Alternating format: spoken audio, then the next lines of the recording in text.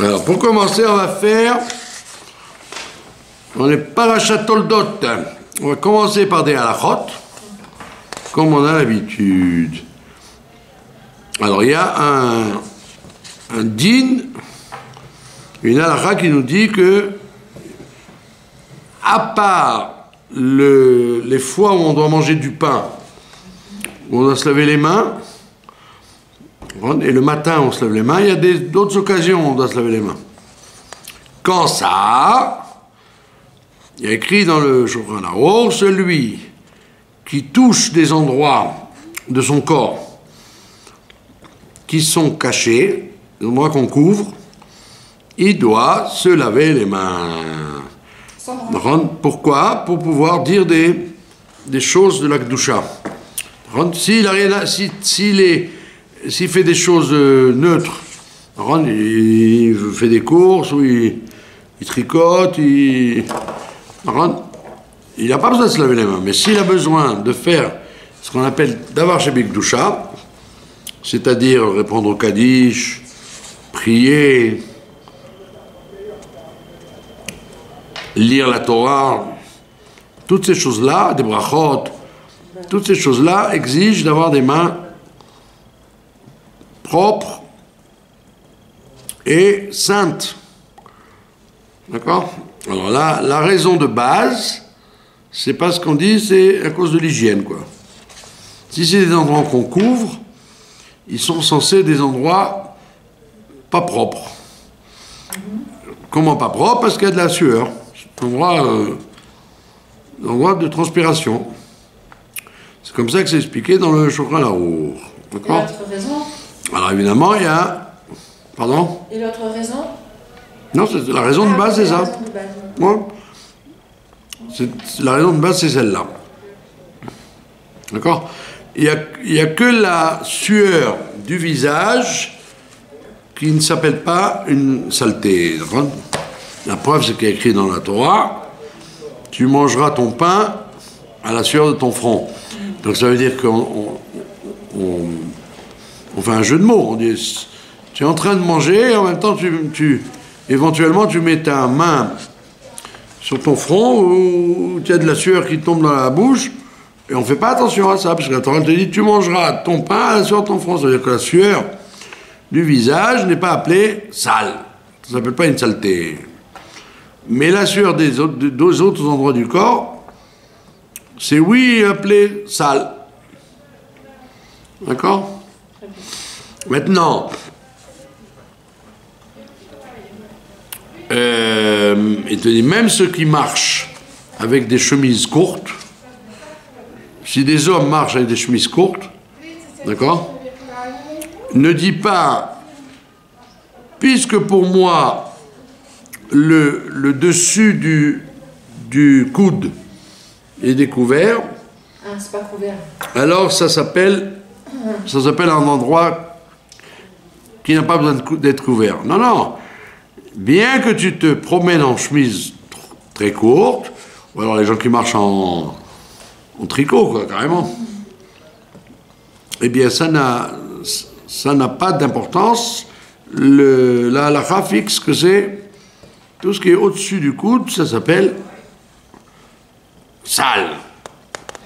C'est pour ça qu'il y a quand les gens y mettent les tefilines, par exemple, si quelqu'un met les tefilines, par exemple, il doit faire attention à ne pas mettre les doigts sur son bras. Même s'il a été à la douche. Donc il est propre. Mais donc, quand il met les tefilines, il doit éviter de toucher avec les doigts le biceps. Parce c'est un endroit qui s'appelle couvert. D'accord? C'est vrai qu'aujourd'hui, dans le monde, la définition d'endroit couvert, il est très très relatif, il est très élastique. Comme les femmes. D'accord? Le Ben Ish Chai dit, en Orient, les femmes ont l'habitude de se couvrir la tête, mais en Occident, les femmes marchent la tête découverte. Et ça s'appelle pas mal vu. Ça s'appelle pas mal vu, les femmes qui ont la tête découverte. C'est pas une nudité. Parce que en Occident, à part les bonnes sœurs, les femmes peuvent avoir la tête découverte. Donc, pourquoi il dit ça, le Ben Ish Chai? Pour dire que si jamais tu es dans un autobus ou dans un avion et qu'il y aurait des femmes qui ont la tête découverte, tu peux être allégeant en disant je peux prier devant elle parce que c'est pas une coutume répandue dans le monde entier d'avoir la tête couverte chez les femmes. C'est qu'en Orient. En Orient ou en Inde. Voilà, donc on voit bien que la définition de couvert ou pas découvert est une notion très relative. Mais on s'accorde à dire que jusqu'au coude, ça s'appelle permis de découvrir, et au-dessus du coude, ça s'appelle un endroit qu'on a l'habitude de couvrir, que ce soit les hommes ou les femmes. Par exemple, dans la coutume de se couvrir les bras chez les femmes, il y a des communautés qui exigent que la femme se couvre jusqu'au coude, jusqu'au poignet. Et il y a des communautés qui disent non, c'est bien, si jusqu'au coude, c'est bien aussi. Donc ça fonctionne des coutumes et des régions, des quartiers. Chez Chabad, ils disent quoi? En général, on dit poignet. En général, on devrait être scrupuleux. D'accord? Mais si vous allez à Beit Vegan ou à Kiryat Moshe ou dans quel pays que vous alliez ou quel quartier que vous alliez, il y a des coutumes différentes. Ouais. D'accord? C'est ce qu'on appelle le minag. Donc, ça, c'est pour les adultes. D'accord? Donc,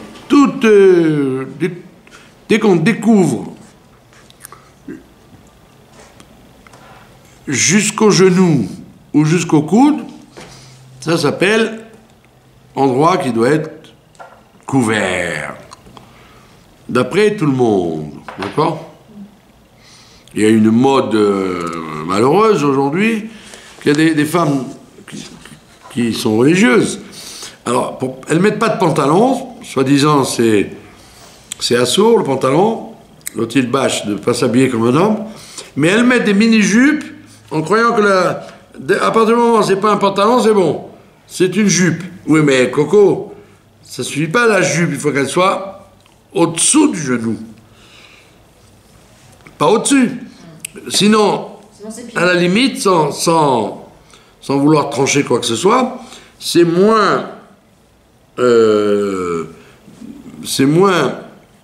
plus pudique qu'une femme en pantalon qu'une femme en jupe courte. Donc il faut garder les proportions. Donc les proportions, c'est le bras jusqu'au coude et les jambes, le genou. C'est ça la base. Hein. Si c'est plus bas, c'est encore mieux. Quoique dans les écoles orthodoxes, ils interdisent aux filles de se mettre des jupes trop longues. Parce qu'ils disent que c'est le style des filles modernes d'avoir des jupes trop longues. Alors il faut qu'elles soient juste, pas au-dessus du genou, et pas trop longues. Ils veulent que ce soit à part. Bon, donc c'est effectivement une règle un peu spécifique au séminaire.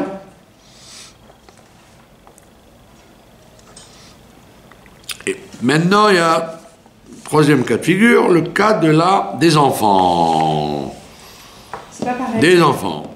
D'accord? Si tu touches un enfant,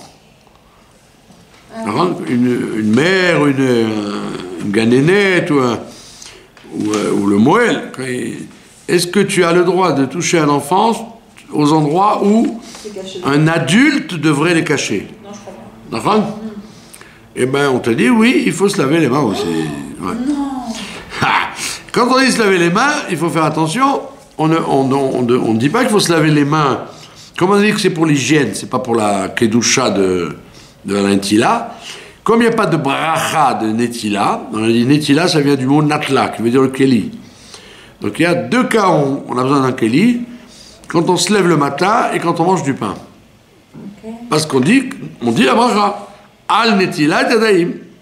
Mais quand tu ne dis pas la bracha, que ce soit Asher Yatzar, ou si tu as touché un endroit qui doit être découvert, quand on dit se laver les mains, il ne faut pas de keli, pas besoin de keli, et pas besoin de 3 fois. Il suffit de se rincer les doigts, comme on dit, à l'eau. Même quand on touche les chaussures, tout ça, excusez-moi, ma fille. Voilà, si les chaussures sont le haut ou le bas des chaussures, puisque les chaussures sont en rapport avec la poussière de la terre et les saletés, alors effectivement, il y en a qui disent qu'il faut se laver les mains simplement au robinet, quoi. C'est pas la peine de Kelly. D'accord, donc c'est pour ça qu'on te dit là, un enfant qui a un bébé, quoi, un tinoc, quand tu le touches à des endroits qui doivent être cachés, tu dois te laver les mains. Mais Rav, alors quelle différence? Mais non, attendez. C'est avec un robinet, on se rince les doigts. C'est tout, ni comme ça, Comme un dentiste. Sous le robinet et sans savon. D'accord?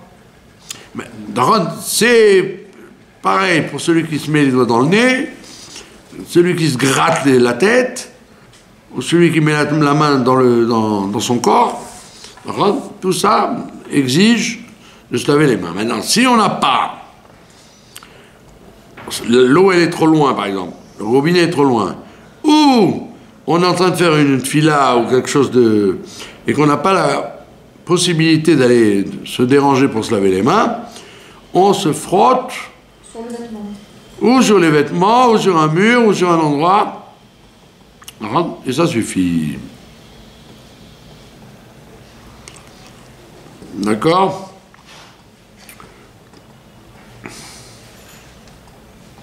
Voilà. Il te dit, s'il a touché avec une main un endroit qui aurait dû être caché, est-ce qu'il doit se laver les 2 mains ou rien que la main qu'il a touchée? D'accord, c'est logique. Je me suis gratté la tête avec le bras droit. Est-ce que je me dois laver la main gauche avec ou rien que la main droite? Alors on te dit, t'inquiète pas, on ne se lave qu'une seule main, que la main qui a touché. D'accord? D'après le din, c'est comme ça. Bon, évidemment, il y en a qui sont rigoureux et qui te disent, si déjà tu te laves, lave-toi lève-toi les 2 mains. Donc on a dit, c'est pas besoin ni de récipient, De savon. ni de savon, d'accord? Rien que passer un peu la main sous l'eau. Voilà, ça suffit largement. Et même pas en alternance, par exemple. Même pas, rien que, même les toilettes, tout ce qui n'est pas Netilat Yadayim du matin ou du pain, il n'y a aucune alternance, il suffit de se rincer les doigts, point final. Nekuda. C'est bon? Voilà, ça c'est le côté halakha. Nous allons, si vous le voulez bien, il faut que je regarde un peu la caméra pour les gens. Si vous le voulez bien, nous allons faire la paracha de cette semaine, qui est la paracha Toldot. D'accord? La paracha Toldot, elle est intéressante parce que elle amène la dualité qu'il y a entre Yaakov et Esav, qui représente dans les textes, tous les textes de la Torah orale, la dualité entre l'âme divine et l'âme animale, entre le bien et le mal. Et la Kabbalah nous dit, Yaakov, il vient du monde du Tikkun, le monde de la réparation, et le pauvre Esav, il vient du monde de Tohu. Le monde de Tohu, c'est-à-dire le monde où il y a beaucoup de lumière, beaucoup d'énergie, mais il n'y a pas de réceptacle pour les recevoir, et donc ça amène la volonté de tout se permettre dans le monde. Comme. Le monde de Tohu, c'est le monde du permissif. Tout ce qu'on a envie de faire, au niveau de l'âme animale, on le fait. C'est les deux mouvements.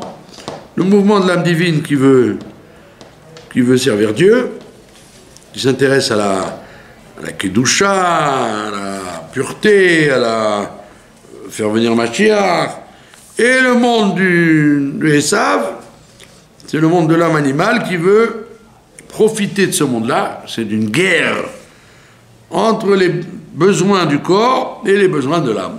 C'est une guerre manichéiste. Et pourquoi il n'y a pas de kélier, ça? Il n'y a pas de kélim parce que c'est le monde de Théoun. Le monde Tohu n'a pas de kélim. Ouais, oui. C'est un monde où on veut profiter, on veut, comment on dit, kiffer, on veut avoir du plaisir, du délice, sans limite, sans règles, sans barrière. Pour ça que le pauvre Esav, c'était un assassin, un coureur de femmes, un homme qui mangeait n'importe quoi, n'importe quand. Donc ils sont tous les deux, que Dieu me pardonne, ils sont tous les deux à l'extrême, d'accord? Ils sont complètement à l'extrême, ils n'ont aucun contact d'ailleurs entre eux.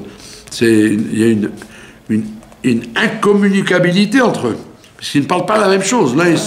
L'un il s'intéresse à ce monde-là et qu'à ce monde-là, et l'autre ne s'intéresse pas à ce monde-là, il s'intéresse au monde futur, à la volonté de Dieu, à construire, etc. Maintenant, les Mefarshim posent la question, pourquoi? Qu'est-ce qui s'est passé là-dedans? La réponse, c'est qu'en fait, les deux enfants sont issus de Rivka et de Yitzhak. Yitzhak, il a été toujours dans la sainteté avec sa mère, son père, etc., depuis qu'il est tout petit. Il est né comme ça. L'autre, la pauvre Rivka, elle, on l'appelle dans le Midrash Shoshana ben Achochin, la rose qui a été prise, on l'a tirée des épines, d'un monde des épines. Mais, donc elle est formidable, elle est sadéquette. Elle aime la Torah, elle aime la Kedusha, elle correspond exactement à Yitzhak. Mais elle a quand même un contexte, un milieu. Comme dit le commentaire de Rashi, quand il y a écrit là-bas que Elisheva était la sœur, Elisheva c'est la femme de Aaron HaKohen, elle était la sœur de Nachshon ben Aminadav, le chef de la tribu des Yehuda, qui s'est jeté dans la mer, etc., avant qu'elle s'ouvre. Donc là, et Rashi ramène ce midrash. Et qu'est-ce qu'on a besoin de nous dire qu'il a épousé Elisheva, la sœur de Nachshon? Il dit parce qu'on apprend que quand on se marie, il faut regarder les frères de la mère. Parce que la majorité des enfants ressembleront aux frères de la mère. Alors on voit, si on rapporte ça à notre histoire à nous, si Eliezer n'avait pas été mandaté pour prendre Rivka, il aurait dit à Abraham et à Yitzhak, vous savez, elle est formidable, mais elle est dans une famille, et son frère, son père c'est Bethuel, mais son frère. Donc si je dois regarder le frère, c'est une catastrophe. C'est une catastrophe, il ne s'intéresse qu'à l'argent, c'est un idolâtre, c'est un roublard, c'est problématique. Donc si ce n'avait été l'ordre de Dieu de prendre Rivka comme fille pour Yitzhak, on n'aurait pas, et on dirait à quelqu'un, non, c'est un chido qui n'est pas bon. Tu risques d'avoir des enfants tordus. Alors mais comme elle était exceptionnelle, alors on l'a prise. Mais seulement résultat des courses, comme on dit, donc un risque. Il y avait un risque, et le risque, c'est ça. C'est qu'elle a enfanté, pas seulement Jacob, mais aussi Esav. D'accord? Et on voit bien son mari, Yitzhak, ne lui en veut pas. C'était couru d'avance qu'il y aurait eu un des enfants qui ressemble au frère. Effectivement, Esav ressemble plus à Lavan, et Yaakov ne ressemble pas du tout à... Donc l'un, il est descendant, Yaakov, il est descendant de Yitzhak, et Esav, il est descendant de Rivka. Et comme Rivka, elle sait d'où elle vient, eh ben, elle préfère Yaakov, parce qu'elle a besoin de se soigner avec un homme parfait comme Yaakov, alors que Yitzhak, lui, il n'a aucun problème, il est dans la kedusha totale, donc pour lui-même, Esav, pas de problème, on va le changer, on va le récupérer. Ils sont tous les deux ils sont en discordance. Il y a une dissonance, comme on dit, entre l'amour que Yitzhak porte à Esav et l'amour que Rivka porte à Yaakov. On aurait pu dire, bon, comme tout le monde, ils aiment leurs enfants à part égale. La Torah te dit, non, pas du tout. Yitzhak, il aimait beaucoup plus Esav, parce qu'il est de la même ligne que lui, la ligne de la rigueur, et il n'a pas peur de ses défauts, il dit qu'il va les changer.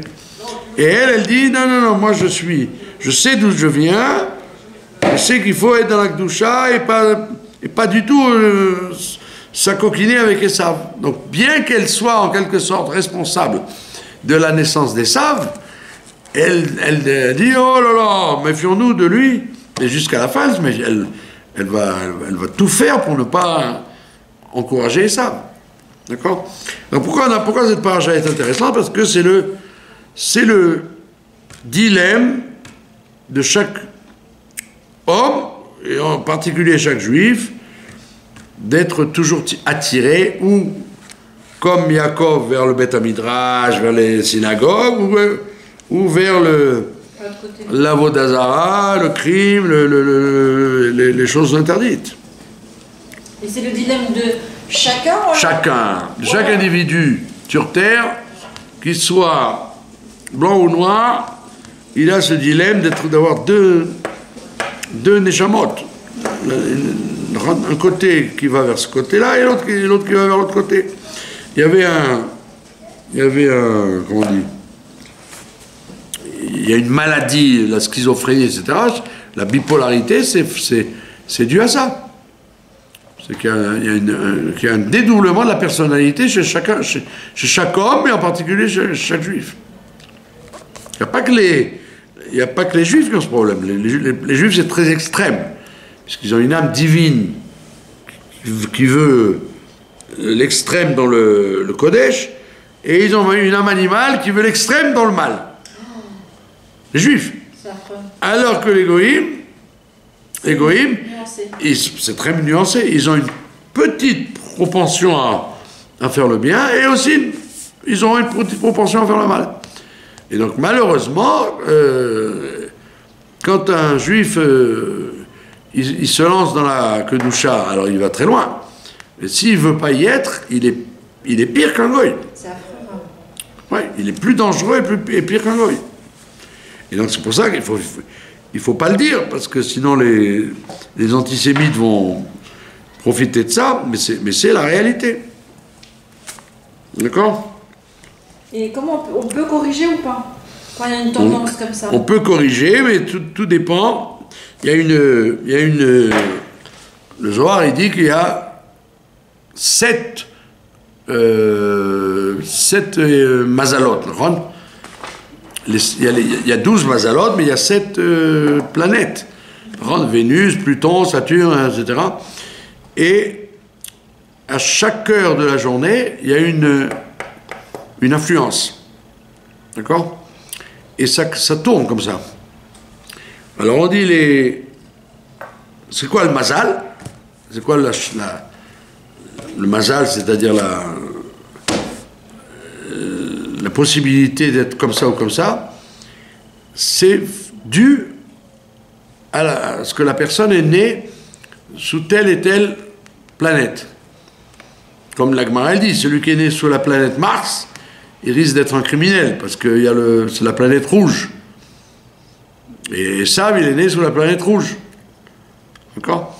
Donc il y a des gens, en fonction de l'heure de naissance et du pays de naissance, parce qu'il y a une influence astrale en fonction du pays, eh ben ils ont un mazal différent. Donc ceux qui ont un mazal, il y a des gens qui ont un mazal tov.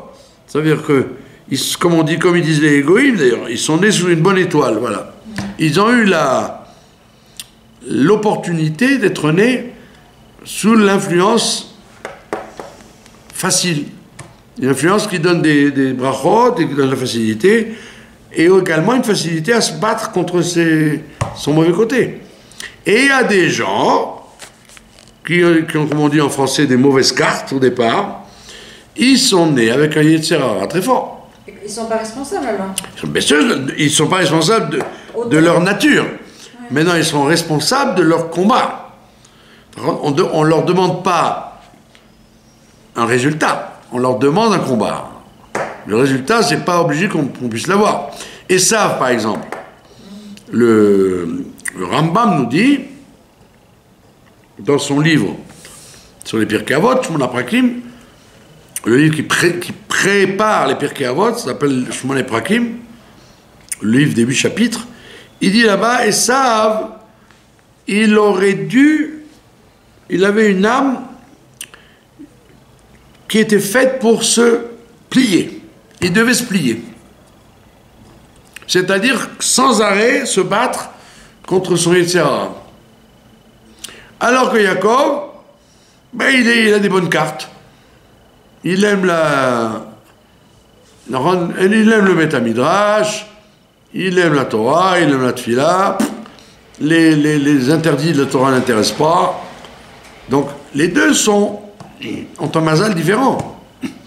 Et donc le Rambam il dit, lui le pauvre Esav, il avait un rôle sur terre, c'était d'être sans arrêt à faire la guerre contre son penchant, son mauvais penchant. Alors que Yaakov, lui, non, il n'a pas ce problème.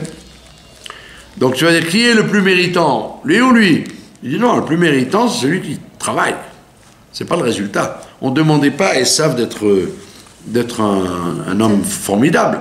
Il ne pouvait pas être un homme formidable, mais au moins il aurait dû être un homme qui se retient toute sa vie. Il fait ce qu'on appelle dans la Kabbalah Itkafia. Il retient son mauvais penchant. Et donc au jugement, après 120 ans, on ne dira pas à quelqu'un tu n'as pas eu de résultat, on s'en fiche du résultat. Ce qui compte, c'est la capacité qu'il avait au travail. On connaît des gens comme ça, dans l'histoire juive évidemment, qui ont réussi à obtenir leur mauvais penchant, et pourtant ils ont... Ouais, il y a plein de gens, il y a plein de personnages... Rivka par exemple qui ont Pardon? Rivka, elle était née quoi? Rivka... Elle est née comme ça, elle. Elle est avec un bon... Ah ouais, avec un bon fond. Ouais. Bien qu'elle était de milieu très très corrompu, elle avait un bon fond. Mais par exemple, Resh Lakish, Rabbi Akiva, c'est des gens qui se sont travaillés. Ils sont travaillés à tel point qu'ils ont renversé leur pulsion à fond. Alors maintenant, dans la vie, c'est pas extrême, quoi. La plupart des êtres humains, ils sont capables de travailler sur leur pulsion. Ils sont capables. Seulement, ce qu'il faut faire, c'est ne pas... Il faut commencer tôt, déjà. En plus, il ne faut pas laisser grandir le problème. Parce que plus tu le laisses grossir, et plus il prend de la place, et il est dur à réparer. D'accord? Donc si tu guéris, si tu travailles la mauvaise tendance au plus tôt, eh bien tu l'empêches de venir à un point de non-retour. Il y a des fois des cas où ce que le Rambam dit dans les halachot, il y a des fois où le Yetzer Hara est tellement fort qu'il force la personne à fauter. Il ne peut pas faire autrement. Il est irréversiblement fait pour fauter. C'est le fameux Midrash, que tout le monde connaît, du scorpion, qui rencontre une grenouille. Il y a un autre Midrash qui dit c'est le serpent qui rencontre un canard, peu importe.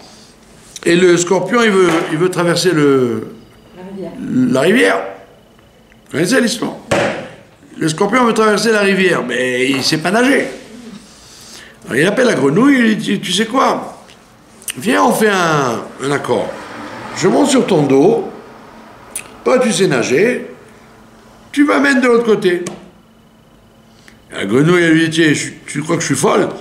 Je sais que tu vas me piquer et on va couler. Il dit, non, je te promets. Je suis pas fou, j'ai besoin de traverser, donc je vais pas te couler. Et il monte sur le dos de la grenouille, et au milieu de la rivière, tac, il la pique, et la grenouille, elle dit, aïe, qu'est-ce que tu as fait? C'est plus fort que moi. Je ne peux pas m'empêcher, quand je peux piquer, je pique. Bah, la même histoire avec le serpent. Ça veut dire qu'il y a, le Midrash dit ça pour dire qu'il y a des fois, parfois des cas extrêmes où quand la personne a tellement laissé le Yetzer Hara le dominer, qu'il n'a plus aucune chance de se battre avec lui. C'est un cas où on a tellement gaspillé l'énergie et on a tellement donné de force au mauvais penchant que c'est évident que la personne ne peut pas faire autrement. C'est ce que dit le Rambam. Dans les lois du divorce, là-bas, il dit qu'on le frappe jusqu'à ce qu'il donne le guette. Pourquoi on dit ça? Parce son Yetzer Hara le confère, il l'oblige. Donc on te dit, dans les Sifrei Moussar et Chassidut, on te dit, n'attends pas d'en arriver là. Dès que tu sens que tu as tu te connais, tu sais que tu as une mauvaise tendance, travaille là le plus tôt possible. Plus tu travailles tôt, un dentiste vous dira ça, plus tu laisses traîner et plus la dent va être perdue. Si tu t'y prends tôt, le soin sera très léger.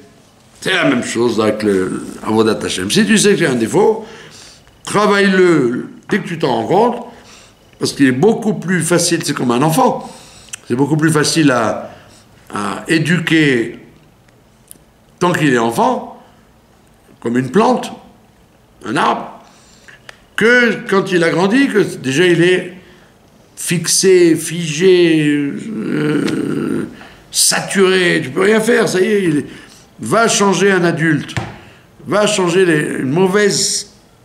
un défaut qu'un adulte il a pris sur lui pendant des années, c'est très dur. Pour qu'il fasse du 180 degrés, c'est très dur. Alors qu'un enfant, très souple, en quelques jours, tu peux lui donner de bonnes habitudes. Il est souple. Donc c'est ce qu'on te dit. Donc là, la guerre entre Yaakov et Yitzhak, Yaakov et Esav, c'est la guerre permanente entre l'âme divine et l'âme animale. D'accord? C'est un gros problème qui nous tient depuis 3000, 4000 ans, puisque c'est l'histoire de la Parashat Toldot est là, 4000 ans. Et c'est intéressant parce que il y a deux parashiot qui commencent de la même façon. Il y a écrit Ele Toldot Noach, voici les descendants de Noach, et là écrit Ele Toldot Yitzhak. Les deux commencent par la même façon. Or là-bas, la paracha s'appelle Noach, et ici la paracha s'appelle Toldot. Pourquoi tu n'as pas appelé là-bas Toldot Noach? Et ouais. Pourquoi tu n'as pas appelé toutes les deux Toldot, ou toutes les deux Toldot Noach et Toldot Yitzhak? Ou là, et c'est là que je l'aurais appelé Yitzhak. Alors, la réponse est qu'en fait, qui a donné le nom aux parashiot? Ben, je sais pas. C'est les communautés. C'est les juifs C'est les communautés. C'est qu'il a sectionné. C'est ni les. En général, ils se sont inspirés des livres. Dans les livres, il y a écrit Parshat Korah, Donc ils se sont inspirés du nom qu'ils ont lu dans les livres. Mais en règle générale, c'est les communautés qui ont décidé, c'est pas, il faut bien lui donner un nom. Shabbat quoi? Shabbat Noah, Shabbat Toldot. Donc pourquoi les communautés ont choisi tel nom? Tu prends Noah. Je ne vais pas l'appeler Toldot, la paracha. Pourquoi? Parce que la paracha, de quoi elle parle? Toute la paracha, elle parle de Noah. Elle ne me parle pas de ses enfants, Toldot. De Shem, Ham et Yafet. Elle me parle de lui. Comment il a réagi avec le déluge, comment il a réagi après le déluge, etc., etc. Toute la paracha, on peut lui dire, bah oui, effectivement, le principal sujet et acteur et comment on dit, et continuateur de l'histoire, c'est Noah. Alors qu'ici, le principal acteur dans la paracha, c'est pas Yitzhak, c'est ses enfants, c'est les Toldot. C'est pour ça que Rashi dit, et les Toldot Yitzhak ben Abraham, il te dit, c'est quoi les Toldot? C'est Yaakov et Esav dont on parle dans la paracha. C'est eux les Toldot, c'est eux qui nous intéressent. Ah, tu vas dire, attends, mais je suis pas très flatté de mettre l'accent sur que les descendants d'Yitzhak, c'est Esav. Cache-le. Donc on voit pas qu'on a dit sur Abraham, voici les descendants d'Abraham, Yitzhak et Ishmaël. Non, les descendants d'Abraham, c'est Yitzhak. Les autres, c'est des branches parallèles qu'on n'aime pas trop. On les voit avec un drôle d'œil. Les enfants de Agar, les enfants de Torah, Midian, etc. On dit, bon, ok, c'est des enfants d'Abraham, mais c'est pas des Toldot, c'est pas des héritiers spirituels d'Abraham. Le seul héritier, c'est Yitzhak. Donc on aurait dit, ben voilà, la même chose. Le vrai héritier spirituel de Yitzhak, ben c'est Yaakov. J'aime pas trop Esav, jusqu'à la fin, il va être à côté. Hein. Il va tout faire de travers. Alors pourquoi? Alors justement, c'est ce que la Chassidoute explique, elle dit non, même Esav, même le travail qu'un juif il doit être quand il est comme Esav, il est considéré comme les Toldot de Yitzhak. C'est-à-dire, comme on a dit, le travail de se travailler, se forcer à être meilleur, même si on est mauvais dans le fond. Tout le monde n'est pas fait pour être Yaakov. Il y a des gens qui sont nés Esav. Il y a quelques enfants, quand tu les vois de qui naissent, tu vois qu'ils sont portés à la Torah, à la voie d'Hachem. Ils n'aiment pas mentir, ils n'aiment pas le monde ne les intéresse pas. Ce qui les intéresse, c'est la problématique de la Gemara, de Midrash. Et il y a nos enfants, qu'est-ce qu'on peut faire? Donne-leur la Coupe du Monde de football, donne-leur Et qu'est-ce qu'on peut faire pour les faire? Alors voilà, donc on te dit Toldot, ça fait partie des éventualités que des parents ils ont quand ils ont des enfants, qu'ils soient des Yaakov, soit des Esav. Ah, alors Esav, c'est fini, c'est fichu. Il dit non, Esav, c'est tel qu'il est dans la paracha, c'est-à-dire qu'il doit être capable de se travailler. Et c'est un travail d'éducateur. On éduque plus facilement un Yaakov, c'est vrai, mais le défi, c'est d'éduquer un Esav. De faire de lui un garçon qui va être, qui va se donner du mal. C'est la différenciation que fait le Tanya entre le tzaddik et le Benoni. Le tzaddik, il est né comme ça, il a très peu à travailler, donc après son rôle essentiel, c'est de réparer le monde, comme Yaakov. Et l'autre, il dit non, il n'est pas fait pour ça, il n'est pas capable de réparer le monde, il doit être capable de réparer lui-même. C'est déjà bien. Alors, il te dit, ben voilà, le Benoni, comme il dit le Tanya, c'est quelqu'un qui ne fait rien d'autre que de se battre contre lui-même. Il se bat contre son penchant permanent. Et il ne doit pas en avoir honte, il ne doit pas dire oh là là, j'aimerais être Moshe Rabbeinu, j'aurais tellement aimé être Rashi, j'aimerais tellement être Rabbi Hanina ben Dossa, dont c'est la Iloula aujourd'hui, dit non, Coco, on t'a fait comme on t'a fait parce qu'on attend de toi que tu travailles sur toi-même. Même si les résultats ne méritent pas des articles de journaux. Et à part de se réparer lui-même, il a une part dans la réparation du monde, lui, ou pas? Enfin, il est utile à Le Icar, chez lui, c'est de se réparer lui-même. Il n'est pas utile à la société. Il ne sait pas réparer le monde. Il est maladroit. Au contraire, s'il va dans le monde, il a tendance à vouloir le manger, pas le réparer. Et vouloir le consommer. Ah, c'est très dangereux. Donc, occupe-toi de travailler sur toi, et aide le monde, aide les choses, mais ne pense pas tout changer. Changer les choses, tu es plus fait pour te changer toi-même. Et c'est pas moins honorifique. C'est plus dur hein, pour lui. Bien sûr, c'est plus dur. Ouais. Parce que dans la théorie de Harizal, des Gilgulim, si quelqu'un, par exemple, il a été tzaddik dans un Gilgul, ben on le fait descendre rachat dans l'autre pour qu'il travaille là-dessus. Parce que s'il a été facilité, il a une bonne famille, des bonnes midotes, un bon chinour, tout était bien, ben ça va, alors il a fait ce qu'il avait à faire. Maintenant, voyons voir si on te met dans un autre contexte, un autre cas de figure, comment tu vas réagir. Et donc, dans ce Gilgul-là, il est appelé à être un Benoni et pas un tzaddik. Et il ne doit pas avoir honte, il ne doit pas dire c'est injuste, les cartes sont mal distribuées, pourquoi j'ai eu ça.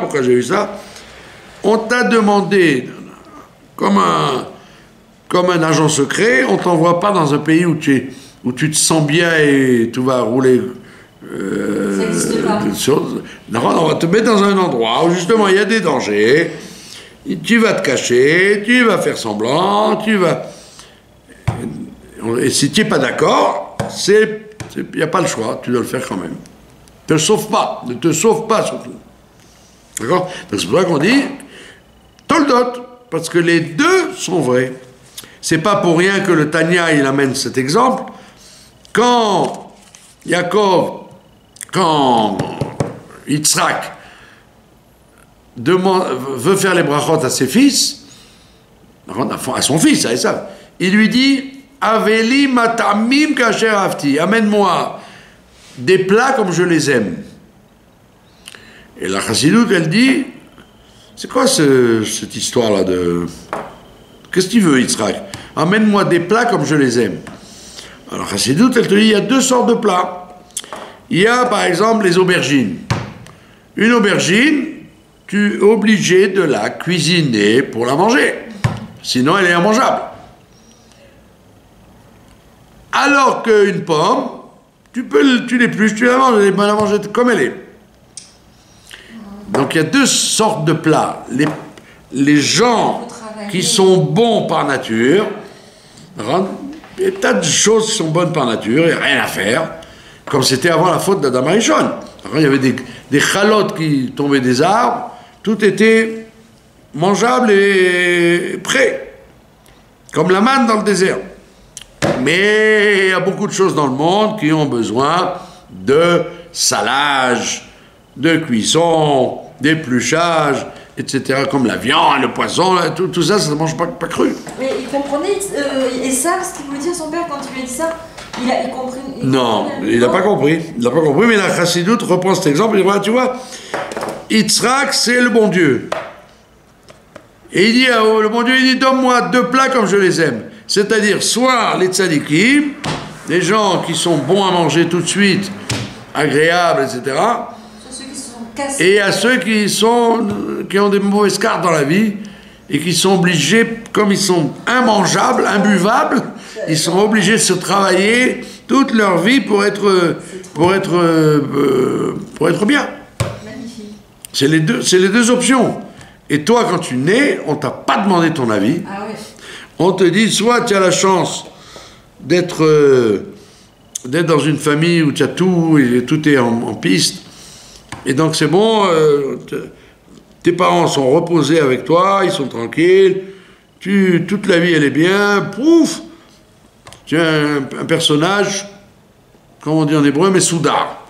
Tu es comme il faut. Tranquille. Et il y a d'autres enfants et d'autres gens qui n'ont pas cette chance-là. Donc on a projeté, que Dieu a projeté, soit dans une famille tordue, soit dans des conditions tordues, soit avec un caractère tordu, et toi tu es confronté à ça et tu n'as pas le choix.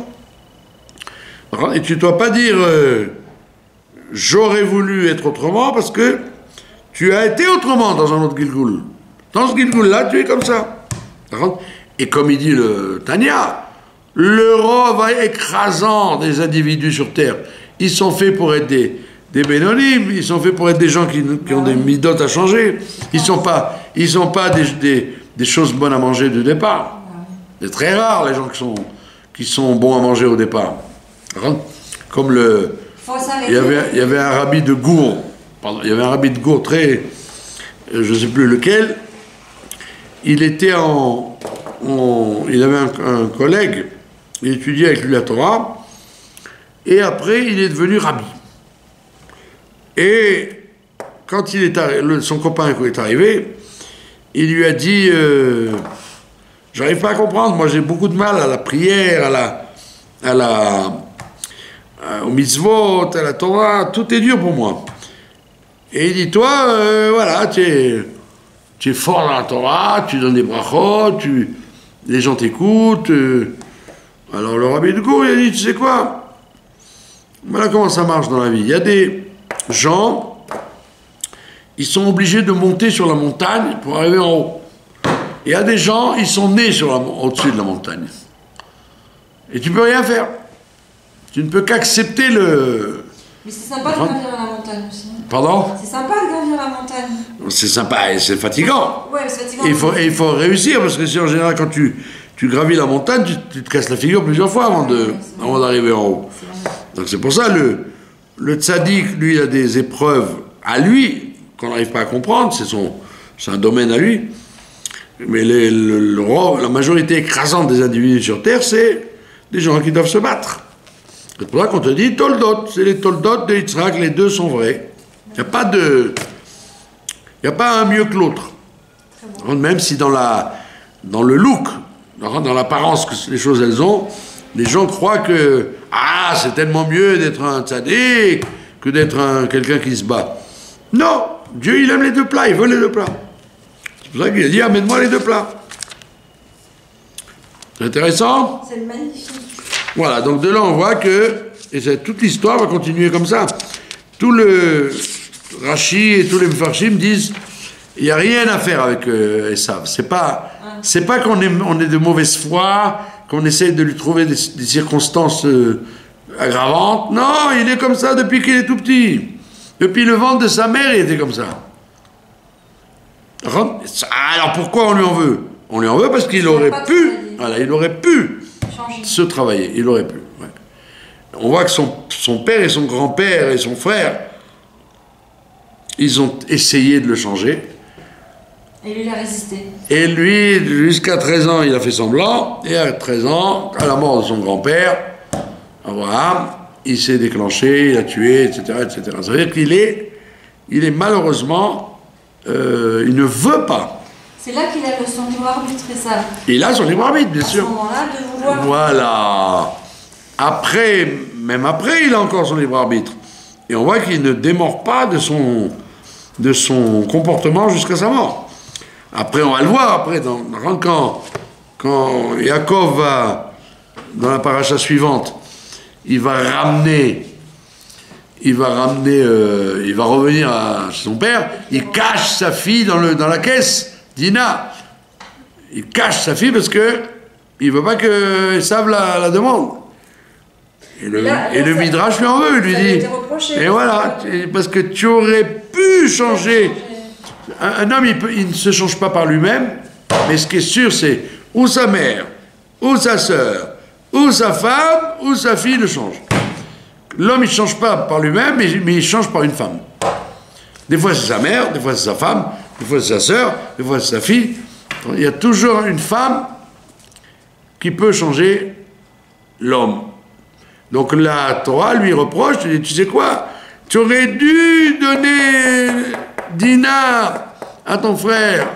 Mais c'était un risque. Alors moi, en tant que père, je dis, mais ma pitom, moi j'aurais eu ce dilemme, j'aurais caché 3 fois ma fille pour pas qu'elle se marie avec Esav. Oui, on voit bien Eliezer qui va chercher Rivka et qui Voilà. Et le Midrash répond, ah, mais tu sais, la preuve qu'il a eu tort, c'est qu'on va apprendre que sa fille Dina, elle va tomber dans des bras pires que son père, que son oncle. Parce que son oncle, c'est quand même le fils de Rivka, etc. Il a une certaine pureté en lui. Là, il va tomber sur un Cananéen qui va la séduire. Donc c'est ça la preuve que Jacob, il aurait dû accepter le défi. Et c'est pour ça que ça veut dire qu'on estime que Esav aurait pu jusqu'à la fin être récupéré. Et c'est pour ça que Esav représente aujourd'hui l'Occident, quoi. Donc on dit que Mashiach va réussir à transformer l'Occident. Ça veut dire que malgré tout, il y a un tikkun, on peut réparer Esav. Et comme c'est écrit dans les livres, que Esav, pourquoi Yitzhak aimait beaucoup Esav? Parce que la plupart des convertis dans l'histoire d'Israël, la plupart des convertis viennent d'Esav. Il y a très peu de convertis d'Ishmaël. C'est très intéressant. Ouais. Ça veut dire que, soi-disant, il est irrécupérable, il est dur, et il est dans le mal, etc. Mais malgré tout, il y a beaucoup de gens bien qui sortent de lui.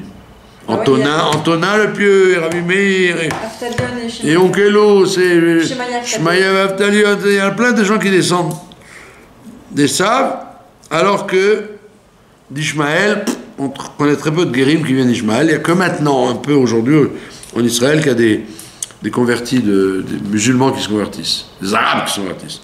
Mais c'est très rare. Donc on voit bien qu'en vérité, le fond d'Esav, c'est un bon fond. Et donc si on a, qu'à Dieu ne plaise un enfant qui ressemble à Esav, il ne faut pas désespérer de lui, il faut investir le plus tôt possible et le maximum.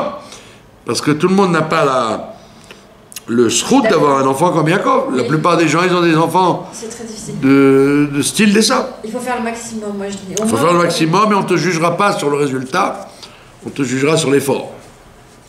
Je vous remercie de votre attention.